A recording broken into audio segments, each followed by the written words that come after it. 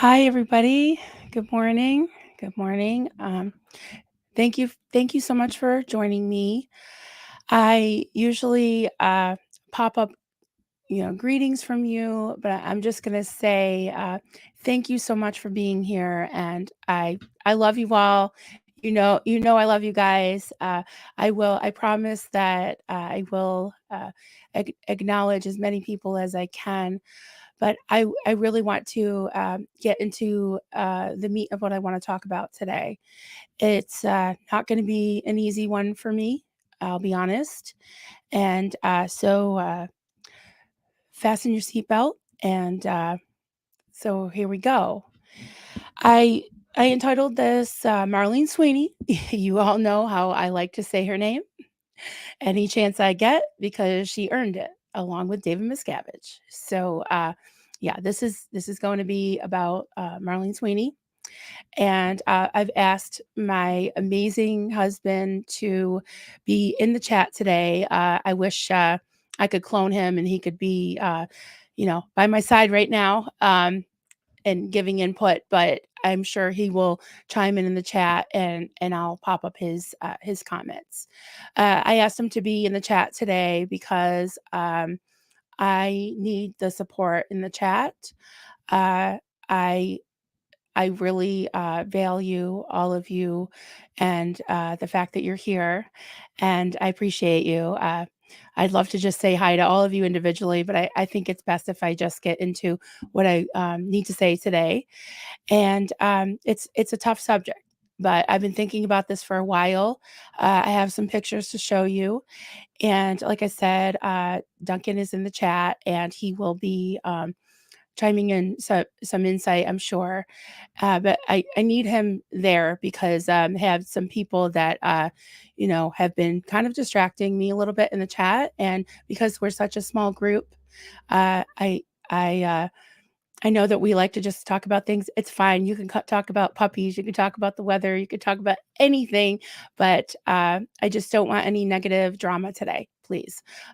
Tomorrow, I will be having a open discussion with Michelle Carpenter and possibly a community member that that the current flap situation, whatever, has really affected deeply. So I hope that they will come on as well. So we will, process that tomorrow. But for today, I want to share some things with you, and I entitled this Marlene Sweeney, Anatomy of a Cult Leader. And as you know, I like to say her name any chance I get because she earned it along with David Miscavige. And that's my story. So, I'm gonna try to do this and try to take a breath. Um, I'm sorry, guys. This is just how I am. I do have my Kleenex handy. I have a disclaimer. Please be patient with me if I break down a little bit. I'm gonna try not to. All right. I'm really gonna try. Um, yeah, another disclaimer I want to make is a serious one is a trigger warning because talking about narcissistic abuse is not easy. I'm already getting emotional. I'm sorry, guys. um, it's not easy, but I think it's necessary because I think a lot of people can relate. And when you're talking about cult abuse, it's also can be, especially if you're in quote the inner circle, um, you can you can really have a cult of one inside a cult of many. And in some ways, my relationship with Marlene was a little bit of a cult of one because I had a one on one relationship with her as well as the group think and the cult relationship. And as most of you know, I lost my mom when I was 5 and didn't really, I was, like I say, like a wolf child. I was kind of a wolf child before I was adopted at age 9. And my adopted mom tried her best. She had a lot of issues, mental health issues. And I never really felt nurtured. And I'm not blaming her for that. She had 9 other kids, and she probably was not. I'd say definitely was not prepared to be a mother of 10 kids at once. And she had a total of 21 kids in and out of her house from the duration of her foster parent career. I don't know, not really a career, but yes. So, I think that when Marlene entered my life, I did know her as a teenager briefly. She was a Bible teacher, and I think she might have been my Sunday school teacher. So I knew her, but I didn't really get to know her until I was 20 years old and started going to her church, which was a splinter church from the big Assemblies of God that I was brought up in. And where do I want to start? Okay, well, let's start by doing this. Going to be patient with me, guys.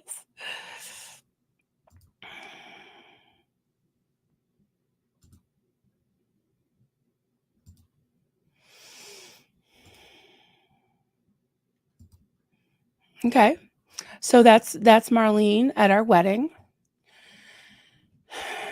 Yeah, so that's her. This was about 5.5 to 6 years into living at the cult. So this morning was my first morning or first day that I'm sorry, I see my husband. Thanks, babe. Um, yeah, so we couldn't wait to get married because we wouldn't have to live there anymore.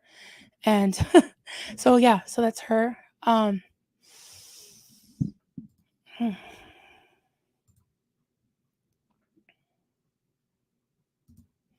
So that is me.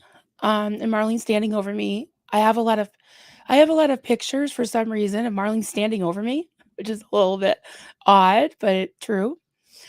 Um, yeah, that's her. At that point, I was most of these pictures. I don't look very happy, and I we had been fasting a lot. Um, yeah, and I'm not picking on Marlene's looks at all. I'm very rotund myself now, but we were kind of wasting away, and she was not. I think she was sneaking food to her room. So we were doing 1 day, 3 day. Some people were doing 10-day fasts. Um,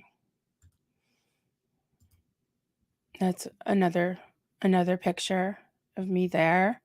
Um, I don't know exactly what year, early 20s. So this is all when I was living there. It was from the end of 1990 to 1997. We actually lived in the building. And then when we got married, we moved out a few miles away where we live now. That is my husband. Here he is, there's Duncan. And the the uh, the guy, I don't kind of a boy to me, although he's 50 probably now. Um, in the electric blue sweatshirt, I made sure I didn't, you know, put anybody's identity up except for mine and Duncan's and Marlene's because she earned it. But that's me in the black sweatshirt. But the blue sweatshirt is my friend who I recruited. And at one point, he had done a 10-day fast and he was wandering around on a back dirt road, hallucinating. And he hadn't eaten for 10 days. And he literally went, you know, lost his mind, unfortunately. He did recover and he actually married the niece of Marlene. And he's still very close to them, and he's on the board. It's a board of directors, but I call it the board because it was always called the board. He's on the board to this day. So I'm sorry, buddy. I'm sorry, buddy, that I got you in there. So that's me. Don't I look happy? I know. Sorry about the greeny quality of this. So we were so happy to get the hell out of that inn. I'll show you what the inn looked like. It's on my thumbnail. But that's us, and, I had fattened up a little bit for the wedding, so I was pretty happy about that.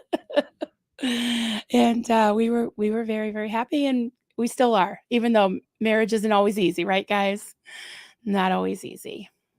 Um, that is the inn. It was called the Old Coach Inn. It was built in, Duncan, you know the exact year, 17 something. It was, part of the Underground Railroad, during the Civil War, and, it had a separate cellar. Um, Marlene called it the slave cellar. Amazingly enough, none of us ever got locked in there, but, it was a dirt cellar, and the inside of the inn was beautiful.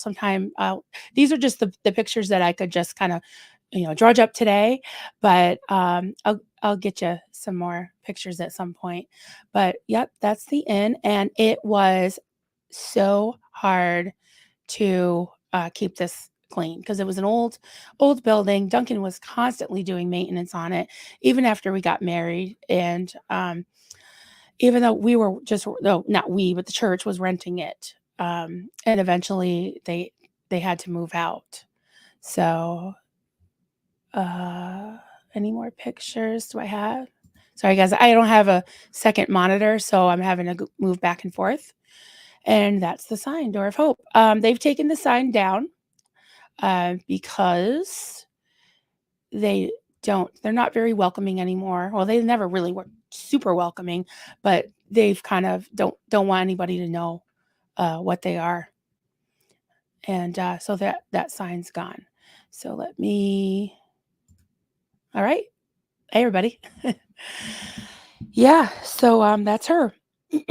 I can give a brief history, as far as I remember, and Dunk, if you, wanna chime in. I haven't looked at the chat really yet. Okay, before I get into that, I will wait, 1783. Yep, that sounds right, honey. Yep, they're a cult. Absolutely, they're a cult. It had servants' quarters in the attic with a wooden toilet.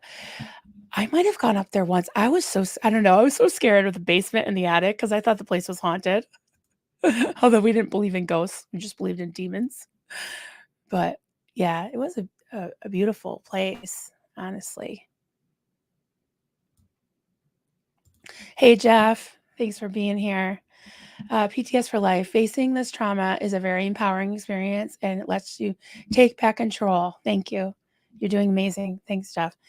And if anyone didn't see our chat yesterday, um, I we talked about call recovery. So there's many layers, and definitely subscribe to at PTS for life. I think I even have a banner. I did. I made a banner. And congratulations, Steph, on getting your 3,000 subscribers. That's awesome. So yeah, check that out. Um, and he's got one coming up, I think tomorrow, is Thursday. Yeah, he's got another installment of his talks about recovery. So yeah, hidden cellar in the basement. Yep, for the Underground Railroad. Yeah, that was a little bit creepy. Yeah. Yeah. Hey, George. Hey, everybody. That's a good question. How do you clean a wooden toilet? I don't know. Good question. I had a lot of rooms to clean. Oh my god. My hands were like reptile hands from all the ammonia water. It was crazy. So yeah, when I say we were like the Sea Org, we kind of were, because that top floor was all bedrooms, and we all each had a separate room, and we were supposed to fast and pray a lot, repent a lot, um, crying out to God about how terrible we were, and it was pretty nuts. It was just a strange time. And so I want to give a little background on Marlene. Um, she was brought up Catholic. She was born in New York City. I'm not sure what borough. Um, she you often talked about going in when she was a child. I think she lived in like a brownstone or something, and there was a Catholic church just down the street. And when she was like 5 or 6 maybe, really, really young, she went into a cathedral. They're very big with the windows and everything. And she said that she felt like God spoke to her then and said that she would be a prophetess or servant or something, that she would be used greatly by God. So she was touched by God, she said, early, early on in that big, huge cathedral.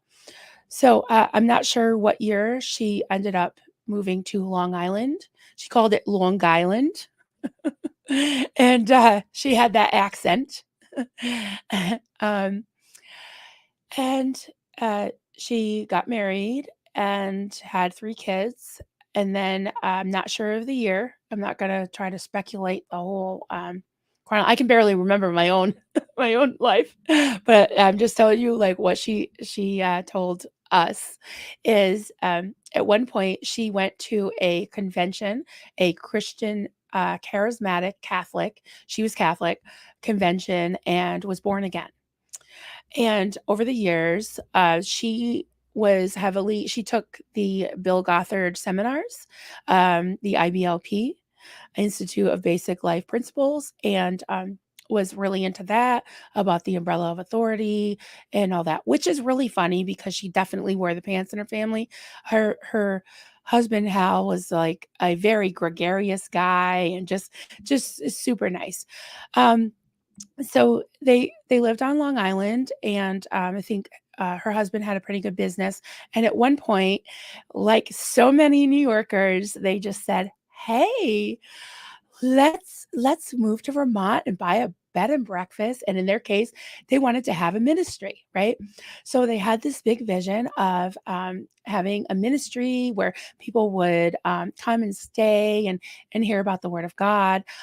Neither of them were ministers or ordained, so I'm not sure what the plan was there.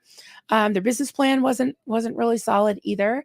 They bought a big old sprawling farmhouse in Wilmington, Vermont, and which is actually 2.5 towns from me. Pretty much 2 towns from me. It's about a 20-minute drive to that place. Now it's all run down. But I guess what happened was that she named it Maranatha, and they had services there, and they also had a whole bunch of cabins in the back. So they had friends from New York come up. They had people coming in. They had like a coffee house, and it was a big farmhouse that she lived in, and it was living the dream, right? Move to Vermont, have a bed and breakfast, talk about God, all that. Well, um her husband, I guess, was not content in the marriage, and he started drinking quite a bit, and had a lady friend on the side. And I don't know exactly how everything happened, but next thing you know, everything split up, and the house was in foreclosure. And I believe this was in the early '80s that this happened, early to mid '80s, and they split up. The house was in foreclosure, and Marlene and her 3 kids moved from Wilmington to Williamstown, Massachusetts. Her husband, I guess, wasn't in the picture much anymore. And I'm gonna start a couple things. Um,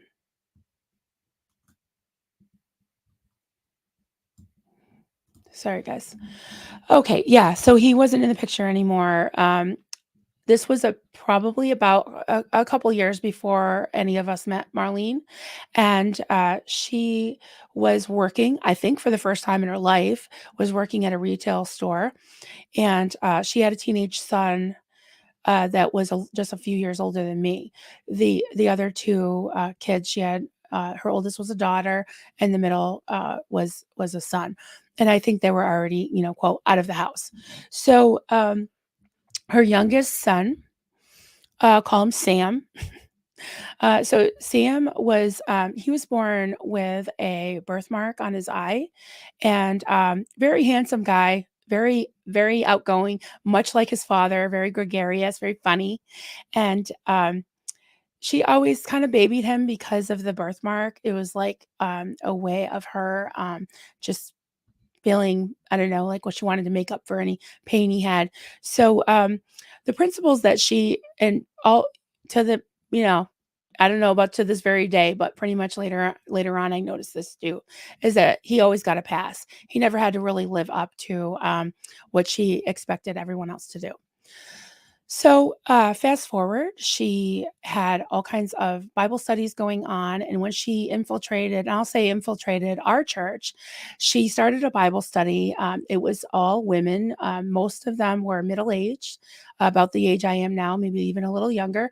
Some of them were divorced or had husbands that were either abusive or, in my mom's case, my adopted mom's case, kind of complacent. I mean, my dad was like a man's man. He was just like, yeah, he went along with he just let my mother just do her thing. He didn't really like he was like, whatever, you know.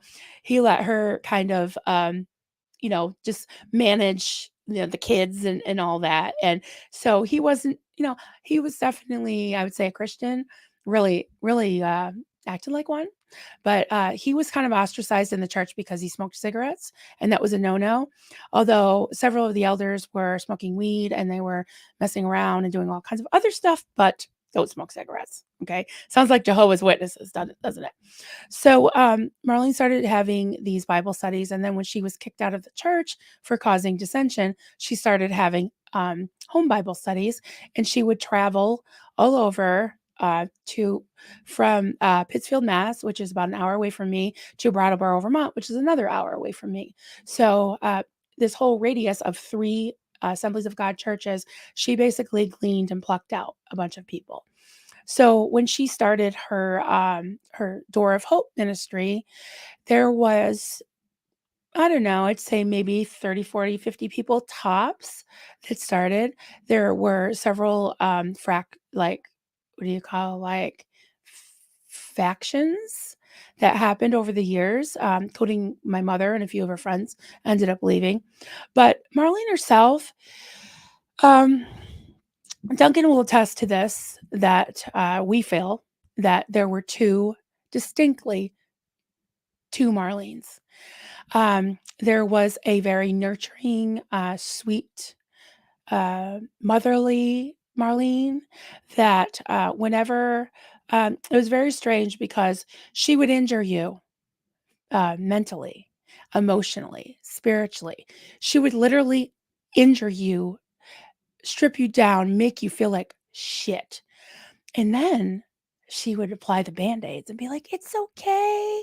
Don't worry about it. Like, don't worry about it. You just told me I'm going to hell. You just told me I have this spirit and that spirit. And I've been weighed in the balance and I'm found lacking." It's like, this weird narcissistic abuse, and I'm going to say it. I'm not a healthcare or mental health professional. I should have a ticker. I'm just saying from what I've read and from what I know in my own experience, it did feel like that. And I did have a at least a year of experience with an alcoholic father. When I call it my wolf child years, from the age 5 to 9. I did live with my biological father, who was a raging alcoholic. And while I was living there with him and his new wife, his mom passed away. And I'm sorry, I'm getting a little bit down a rabbit hole, but I'll tie it back in. Right. Um, his mother passed away, my grandmother, who I didn't really know very much, but um, I remember him coming home from her funeral, and he had been wearing a white tie with a black suit, and he was enraged. He was totally drunk, like horribly drunk. Um, and he was hallucinating. He looked at me and thought that I was his aunt Dorothy that had laughed at him at the she he said she did. He was very paranoid, that she had laughed at him for wearing a white tie at the funeral. And he turned around and looked at me and he's like, "There she is now." And he came and he put his hands on my throat. He punched me in the face and I ran out of the apartment and was banging on the door of our neighbor, and he just lied to her and said that I had had a nightmare. And at that point, the bruises weren't showing yet. It literally just happened. So she hugged me and she said, "I'm not going to let you go until I know you're okay." And somehow she did let me go. He convinced her, and that was that until the next day when I had to go to school and lie about it. So he was very penitent about it. He was very upset, like with himself. And I'm sorry, I'm sorry, I'm sorry. I'm never going to do it. I'm never going to do it again. I'm never going to do it again. And he did it again. So this is kind of how I feel with uh, looking back at Marlene. Was she would inflict the pain and then she would ease off. But the damage was done, and it was like I was already so confused, but I was so codependent and dependent on her that it was just such a vicious cycle and a vicious circle, and it was so messed up, you know. And so having that experience so many times in my life, uh, and I'll bring it to today, is that yeah, guys, I'm not a perfect person, and I don't always handle things correctly. And sometimes I am a goddamn fucking coward, you know? Sometimes I am because it's not easy to put yourself out there. It's not easy. So I know I asked for it. I have the AA Run mic. I have a channel. I'm here. I guess that would be calling me a public figure, right? Whatever.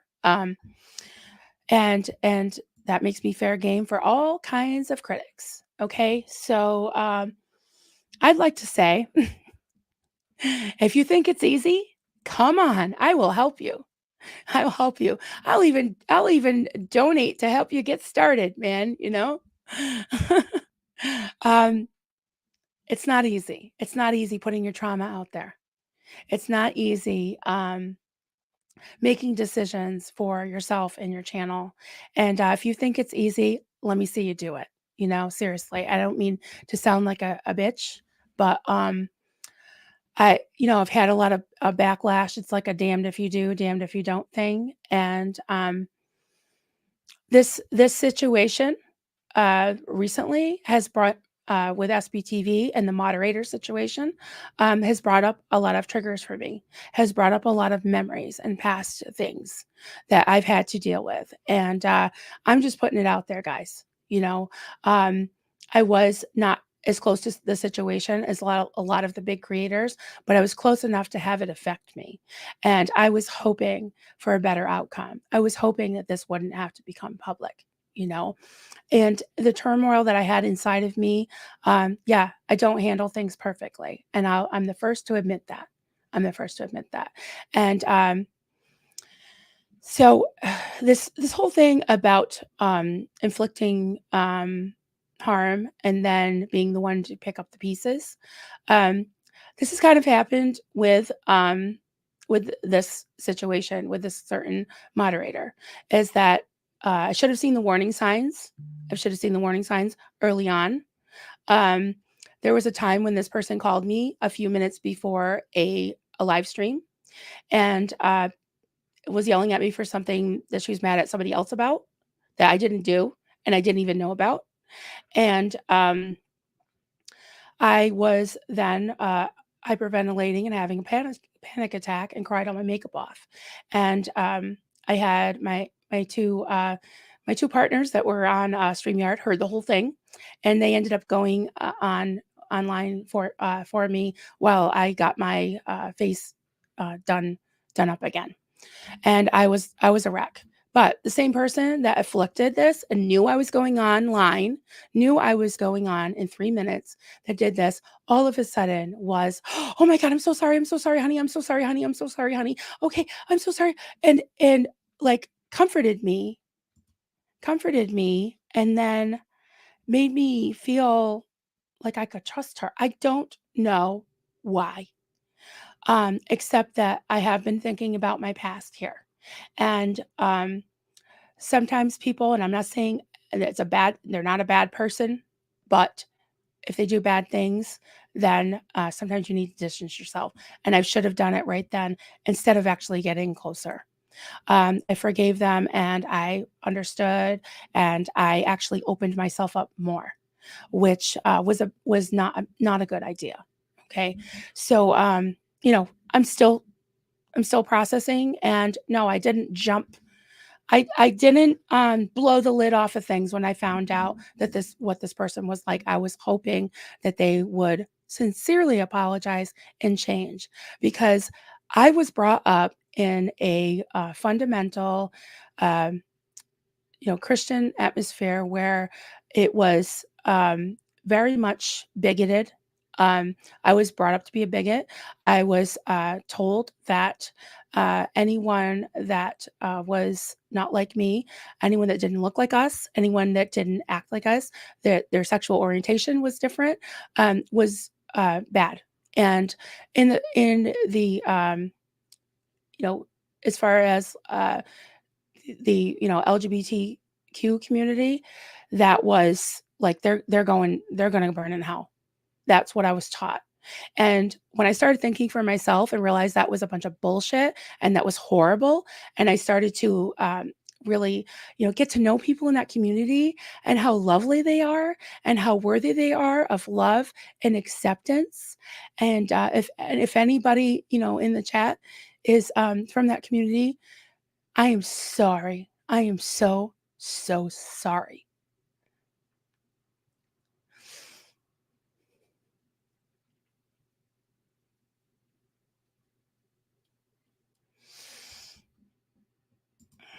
Candy's life. Hi, Candy. I'm still very hurt and confused by this moderator. Yeah, yeah. Um, it's not completely over because you know what? When things happen like this, there's a healing process, and you know, there's some pieces to pick up, isn't there? And I want us to be able to talk about it and be strong because I've been more of the I'm scared to death of this, guys. Like I don't like putting myself out there because every time I did in the past, it didn't go well. So here I fucking am, right?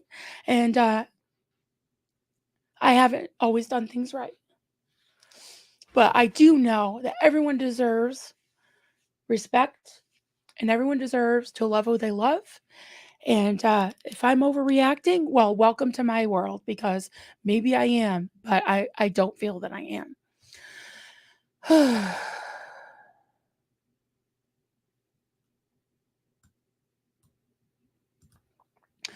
I've not I have not received email from them. No need to block anyone. I don't know what's going on. I'm not involved, not happy with having this additional information. That's okay. I don't know what that's in reference to. Um, but there's if you're talking about my channel, that's okay. That's totally okay. There's so many other channels, and I'm to the point where now that I'm gonna just talk about what I feel like I need to talk about, and if that makes me anathema, which is not the first time in my life, that's okay. I don't want to dwell on it, but I felt like I needed to talk about it. And I'm not saying this person is a cult leader. I don't believe that, but I'm just saying that this situation was a trigger for me to talk about my past and why I react to some things the way I do. So I've been challenged for knowing some information and not forthcoming publicly with it, and I'm telling you why. I'm telling you why. I do believe in healing and forgiveness and restoration if the person admits to their you know admits to it and really does want to come clean. And I appreciate all of the patience and love that people have shown me even over the years, that I believe people can change because I changed. I know that I changed. So um Hey, everybody. So yeah, if you're I gave a trigger warning today. Told you I was gonna talk about some heavy stuff, and I am talking about some heavy stuff. So yeah, so back to Marlene. Duncan can attest that there were two sides of her, and um, they could be very different. And so it was so confusing because we looked to her, we basically worshiped her, and it was very strange. It was very strange to have that two sides to Marlene. You know, I'm very glad to be free. Very, very glad to be free of that. I'm just going to go through some comments here. Oh, Liz, she came in. Thank you. Oh, hi, sweetie. From a poet. Her name is Marlene Sweeney. Her name is Marlene Sweeney. Yes. Yes. Michelle's in the shower listening. Okay, honey. Thank you. Poe on the go. Hi. So I'm going way back. Hi, Poe. Thank you for coming. Hey, Maya. Hello, hello. Hello. Good to see you guys. Thanks for bearing with me. Um, so glad you guys are here. Sorry about the heavy topic. Um, I thought anybody that know me, if you saw Marlene Sweeney, you knew it was going to be heavy. You knew it was going to be heavy. Um, yeah, so I'm just, I saw something funny I wanted to put up. Someone said hottie early on. I think it was probably about Duncan because he was. um, just going through. Sorry for the silence, but you don't want me to sing. I had a couple of things start too. I'll get back to, but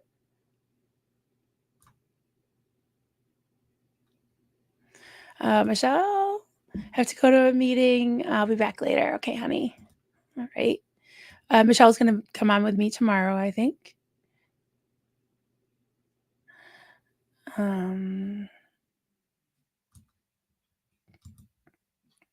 Just starting a few more things, and then I'll stop with the.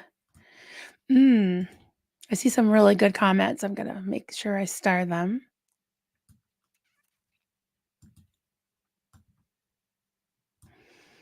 Thanks, Michelle R. Appreciate that. Definitely appreciate that.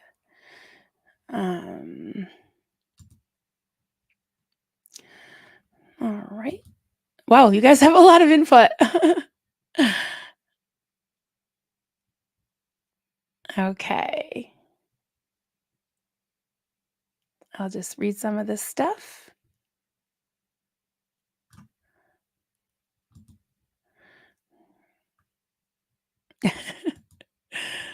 You guys are so cute. You guys are great. Okay. I don't want to miss the live chat, but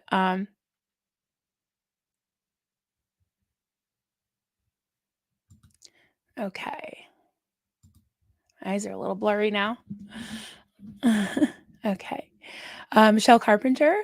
Let's see. We'll put her thing up. We can talk about Catholic stuff. Marilyn, not Marlene. I can't see.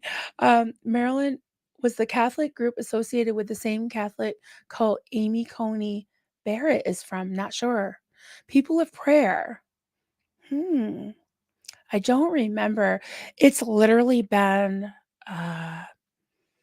over 30 years since I remember her talking about it. So I'm not really sure.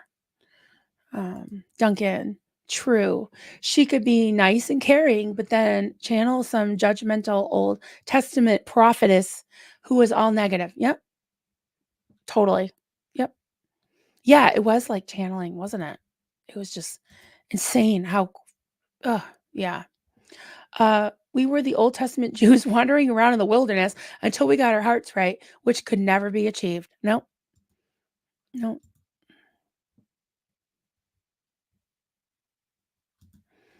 Uh, hey, Jeff, nobody handles things perfectly. You have to handle things however you need for you. Thanks. I appreciate that.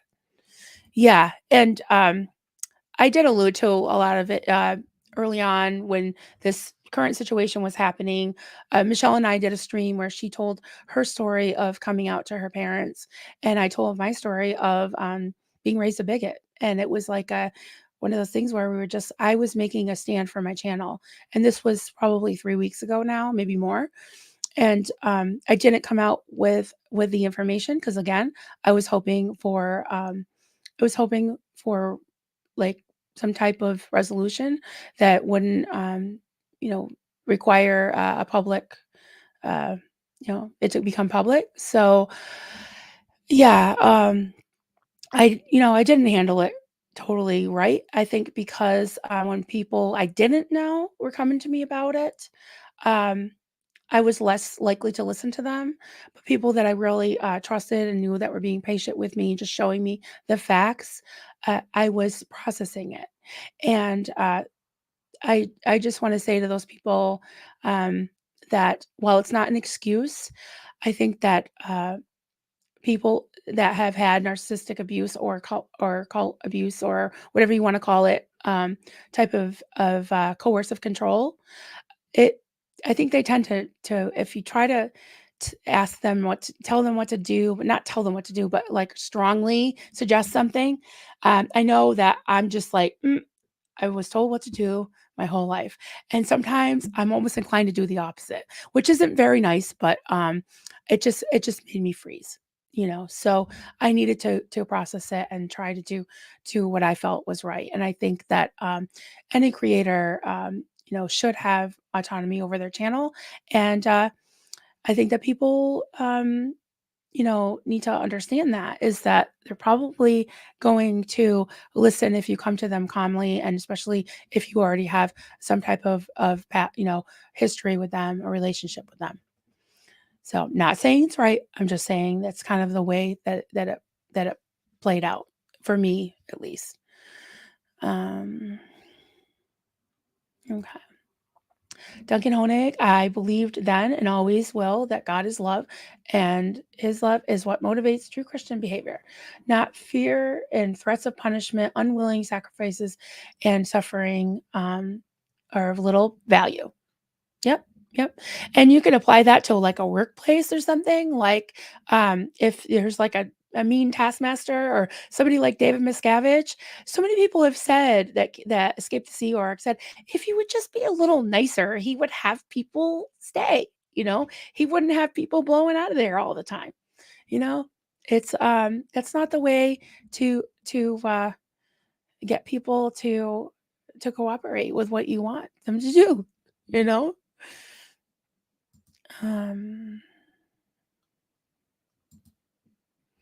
Sophia would make sense with the changes in Catholicism over the years. Got the ones that like the good old way, yep, to go more extreme as a reaction, oftentimes seeking a better home for their true faith.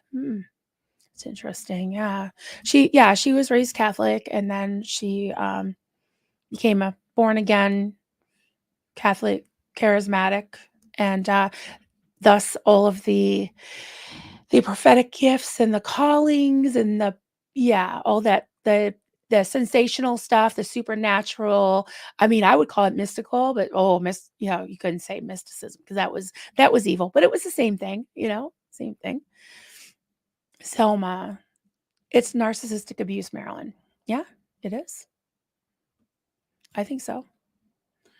Maya, bingo, you got it. First they break you down, then they rebuild you as they want. Totally. Totally right. Totally right. Um, okay. Michelle R. You're doing great. Thank you for being human and honest, and we are here for it. We are here for you. Yes. Thank you so much, honey.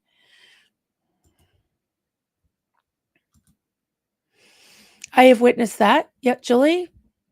Yep. You are my witness that what I said did happen. Okay, Juliana. People always judge and think or say it's easy that wait, it's easy, things that don't affect them. It's just like people saying, "How can you be so stupid to be stay in a cult or an abusive relationship?" Yeah, yeah.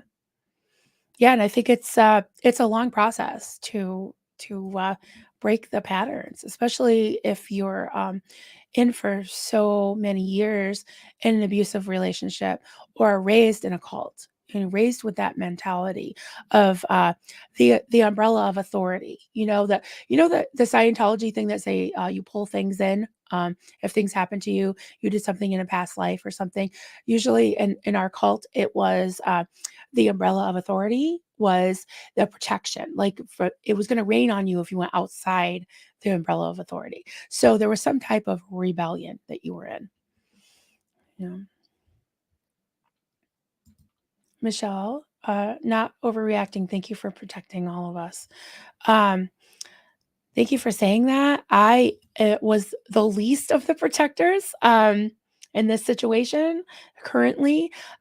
Michelle and Kelly, um, they were my rock and my strength, and they were the ones that actually took action before I could bring myself to. So, um, as far as I know, there's very few creators that are even allowing this discussion at all. But I feel for me, I think it's important to allow it because you know the whole thing of like keeping a public PR face and all that.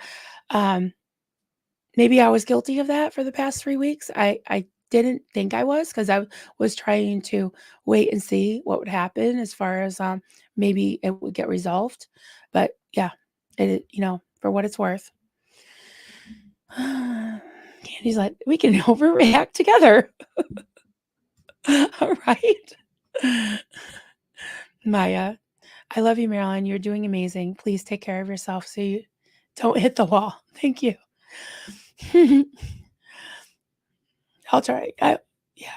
Um, I've got an amazing husband that's there, and it really helps that he understands, that he's been through it. And you're right. You got to take breaks. Yeah. Duncan saying hi to every. You're doing great, honey. He's the marvelous moderator today. Um, Input because we love you and hold space for you. Thank you, Selma. Yeah. Yeah. Honestly, this is a little. I'm just being honest. It's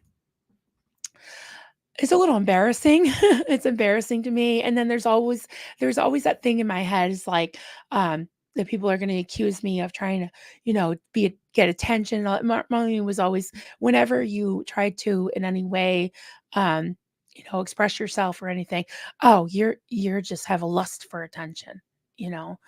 Um, I just, I know I genuinely wanna help people. And if my story can help people, then I'm glad. And I am afraid of looking like a shit stirrer, a pot stirrer, or a troublemaker, but whatever. Yeah, I was a troublemaker in the cult when I realized that my kids were being abused, and I'm going to be a troublemaker in SBTV world if the LBGTQ family doesn't feel safe. So that's I guess what um, the conclusion I came to. So I'm really glad that there's been a resolution to the situation. But again, um, if anyone needs to help, needs to talk and pick up the pieces, I'm here for that too. You know, I understand. Um, oh, yeah. Thank you, Julie. Sounds like Marlene's the one who had the lust for attention and nobody could have it more than she did. Yeah, I think you're absolutely right because she always would accuse other people of doing what she was doing herself, you know? Sorry, guys. I'm going to start a few more things. I see some really good comments. I'm sure I'm missing really good comments too. I'm sorry, guys. Um, Witness, hey Witness, thanks, Marilyn. It's confusing as a never in and an outsider, not knowing what's going on. I'm still confused. Um, yeah, I don't know if I have any moderators in the chat that Duncan, I don't think, is to the point where he can share links yet. But if you haven't seen Michelle's video, Michelle Carpenter's video, I think I have a banner.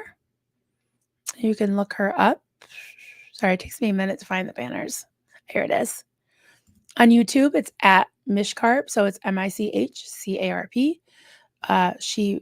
She and Nerdy Girl Films produced a very well done video. It's about 20 minutes. So if you haven't seen it, that really explains a lot of what happened. So people can decide for themselves. So, Aurora. Hi, Aurora. Troublemakers are the people who bring change. Yeah. There's a couple things that I like to think about. I can't remember. I think it was attributed to Winston Churchill, but he's not the one that coined this phrase. It was the first person that came up with was Edmund something. But something along the lines of is maybe you can look it up, honey, Duncan, or anybody, any of the honeys out there. It basically is like all that's necessary for evil to abound or to win or whatever is for good men to do nothing. And that goes along with, you know, I understand. I totally like to be Switzerland a lot. I want people to be happy. I want people to get along. I don't like to put it out there, my opinion, because I don't like the division. But um, sometimes the Switzerland excuse doesn't fly because sometimes silence is consent, right? So if someone is representing you that doesn't represent your beliefs, your silence and you're allowing them to represent you is consent. So that's what I had to come to for myself in my channel. All right, I'm not going to stay too long. We can talk more about stuff tomorrow. I just wanted to talk about Marlene today because it was top of mind when these things came up recently. And if you want to go back and see the pictures, I shared some pictures of Marlene and Duncan and I and one of our wedding pictures. So if you want to go back and look at that. Selma. Please don't listen to people saying those hurtful things, Marilyn. I believe in what you stand for, and that's way more than enough. You don't owe us anything. Thank you, Selma. I appreciate that.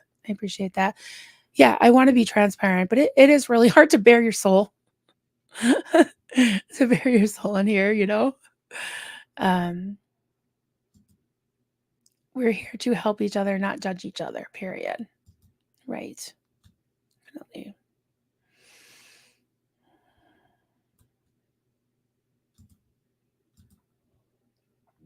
Hats off to you. Okay. Hi. The hardest thing about being a caring and helpful person is when others are not and do not understand. So they try to bring down to their level in a spiteful, hateful way. You just be you. Thank you. Hats off. Hats off to you. Thank you so much. Thank you. George. Hey, George. If you are a troublemaker, you're in great company. Wasn't that the title of Leah's book? It was. Wear the label with pride. Thank you. Yeah, it was. I love me some Leah. And she's still going. She might be dealing with a shit for the rest of her life. Bless her soul, I tell you. Yeah, she's a good role model. Great model. Jason, 1970. I thought Doug did an excellent job on this subject as well. He absolutely did, and his timing was amazing too. It was literally hours after Michelle had produced her video and put it online, and it was good timing because she really she really deserved the support, and people deserve to know the truth and be able to process it and make decision for themselves. And I was in Doug's chat to support Michelle, and I had already removed that person about a week ago. So I had time to process, and there were some things speculating that I actually knew some of the facts, so I was able to help kind of make people understand, just answer some questions. And yeah, some people had a problem with that. Like I was all of a sudden acting like an ally, and I've been an ally all along. But like I said, I haven't always handled it perfectly. I don't know how I could have handled it differently, except just being a little more vocal. But I'm telling you why I didn't, because it's hard. It's hard. Duncan Honig, peace at any price is not peace. It's slavery in the end. Yep. Yeah. Peace at any price, not a good thing. Yep. Doug's channel. Dazed but not confused. Yeah. Yeah. Yeah. So I hope that, let's see, we've been going about an hour. I was actually late. I was a little bit late. But if no one has any questions, oh, I got another one start that I didn't put up yet. Selma, Vanessa had said something very profound things about this SP community and the trauma triggering that is happening. We should always be aware that everybody has been traumatized one way or another. And one of two. Did I read your other one, honey? I'm sorry. I'm flying so low. I've been a little bit distracted. Doug's channel is always just truth, truth, truth. Yes. Yeah, Doug's mentioned me a couple times in the past about possibly interviewing me, and I told him yesterday if he wants to interview me, I'm game. So that might happen soon. We'll see. But I do have a tremendous amount of respect for him. I really do. And again, he's not perfect. He'll be the first to tell you, he's not perfect, but I damn well respect him. I really do. He's not afraid to put himself out there and tell it like it is. you know? So, all right, everyone. I love you. And that's it for me for now. So yeah, so tomorrow I want to do a stream with Michelle and possibly one other person. And, we can talk about whatever you want within reason, as long as it stays respectful. And then I'm excited about this. I'm going to try to put up the thumbnail in the event today is Friday at 1:00 Eastern time. Peggy Brott and I, my friend Peggy, are going to be interviewing Lindsay Williams from the documentary Shiny Happy People, if you saw it, about the Duggars. If you haven't seen it, definitely suggest that if you can. I think it's on Amazon Prime. Am I right, guys? I don't know. Or Netflix. I'm not sure. I'm not sure which one. One of the streaming. Um, it's definitely a really good study in cult mentality and all that. And it's personal to me because of the IBLP. This is the child training book that they peddle, and this was Marlene's child training Bible that she had us do. I always keep it by me, and I always hold it up when I bring up the IBLP. And I like to mention Marlene Sweeney's name anytime I can. And because she earned it along with David Miscavige, and that's my spiel for that.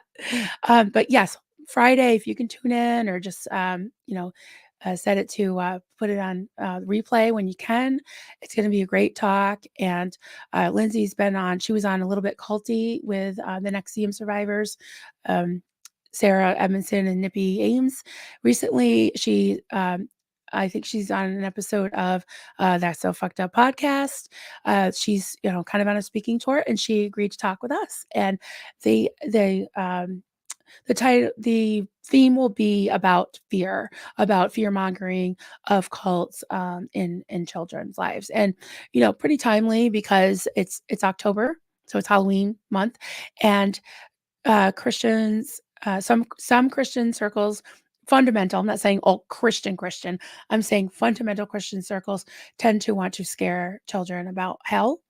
And there's actually some things called the hell houses. So Peggy has done a lot of research on that, and we're going to talk about that as well. So we're going to kind of go back into our past, talk about the fear that we experienced, and then the fear mongering that's still going on today. So I will definitely give a trigger warning for that, and trigger warning on watching Shiny Happy People. I know I just recommended it, but let's see. I got a couple of questions here. Um, Jenny, question: is Door of Hope still operating? Yes, on life support, almost literally. Marlene is probably about 85 now. They live like actually on the same road. It's a rural road, about I don't know what I always say 3 to 5 miles up the street, honey. I don't know, Duncan, how far, but yes, I think she's down to about 8 or 10 people that come to her services, and I don't think she's in the best health. So I don't know. I will be watching because that building is tax free. It's a 501(c)(3), and many of us, Duncan, different people, helped to purchase the building. And while it was considered a donation, I'm going to be watching because if it's not used for the purpose that it was incorporated for, then it should be sold, and somebody should be able to buy it, and somebody that would pay property tax. You know, because it's been, I don't know how many years. I'm terrible with numbers of years, but yeah. So, oh, hey, pause for Andrea. Hi, sweetie. Hello, Marilyn. I'll be on the replay crew. Just wanted to say hello to everyone. Hello. Greetings from Canada. Enjoyed your chat with Jeff at PTS for Life yesterday. Thank you so much. Thank you, Andrea. Appreciate that. And yeah, if anyone hasn't seen it or if anyone hasn't subscribed to Jeff, it's at PTS for Life. Check him out. He's it's a really good channel, and I love his input. And he's so opposite me. He's just so calm and well spoken and very concise and just easy to follow. He's not all over the place like me. You know. So yeah, it was a great talk. Definitely. Selma said, "Oh, shiny happy people was troubling twice." Yes, like I said, trigger warning. Yeah, it was. I I knew that we followed the IBLP to you know pretty big degree, but I didn't realize the extent of it especially until I talked to Lindsay Williams the other day, just on a video conference call, and the language and the books and the literature and the mindset and the oh my god, it was like when you watch two Scientologists, ex-Scientologists together, the language, yeah, we were starting to fall into the language. It was really wild. And Peggy was just laughing at us. She's like, "You guys are so cute." So, oh, there's my girl, one of my girls. Love you, Marilyn. I'm catching up. Thank you for sharing this. I know it's hard for you. You are amazing. Thank you, honey. Appreciate that. I appreciate that a lot. Um, yeah, fasten your seatbelt. I did make some correlations from my past to how I'm been dealing with things now, and yeah, I hope I didn't say too much, but I said it. I said it, and that's the way it is. I said it, and I'll own it. Um, and I say that with trepidation because I'm such a fucking wimp. But you guys are helping me have strength. I'm out here and I'm doing it and I'm saying it, and damn the torpedo, just a flesh wound, merely a flesh wound. But yeah, it is triggering. It's bringing up a lot of things, and here we are. Some of us are healing right before your eyes and talking things. You're helping us, and hopefully we're helping you. And yeah, we're a community, and we're gonna go on. We're gonna go on, and we're gonna be okay. And it's sad. It's not, I don't like to just somebody disappears or something, or God forbid, passes away, and you don't talk about them. You don't process. You can't grieve. You can't anything. I don't believe in that. I don't believe in that. So thank you, witness. I appreciate that, sweetheart. Thank you. I can only imagine it's been triggering for all the SBTV creators. Yeah, because it's not easy. It's trauma, and we don't like any more trauma. um, Thanks, guys. You guys are awesome. Okay, well, I hopefully I'll see you tomorrow. I'm not sure what time I'll be on with Michelle. She's going to let me know what her schedule is because she's in and out of meetings all day.